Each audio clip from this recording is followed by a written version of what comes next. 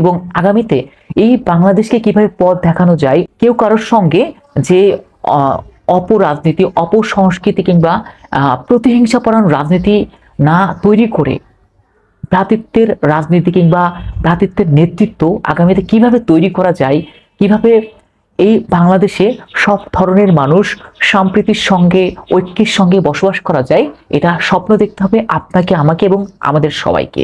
So আমি একজন বাংলাদেশের নাগরিক হয়ে আমি আমার বাংলাদেশকে নিয়ে খুব গর্ব অনুভব করি। আমার জায়গা থেকে কিংবা আমাদের সকলের জায়গা থেকে এই বাংলাদেশকে নিয়ে আগামী বিনির্মাণ কিংবা আগামী এক সুন্দর বাংলাদেশ উপহার দেওয়া আমাদের দায়িত্ব সবার। সো আসুন আমরা আগামী সোনার একটা বাংলাদেশ উপহার দিই, আমরা আগামী এক স্বপ্নের বাংলাদেশ উপহার দিই। এবং এই বাংলাদেশকে বিনির্মাণ করতে গেলে যে সবার আগে যে বিষয়টা আমাদের দরকার সেটা হচ্ছে নেতৃত্ব। এবং বর্তমান সময়ে যে নেতৃত্বগুলো তৈরি হয়েছে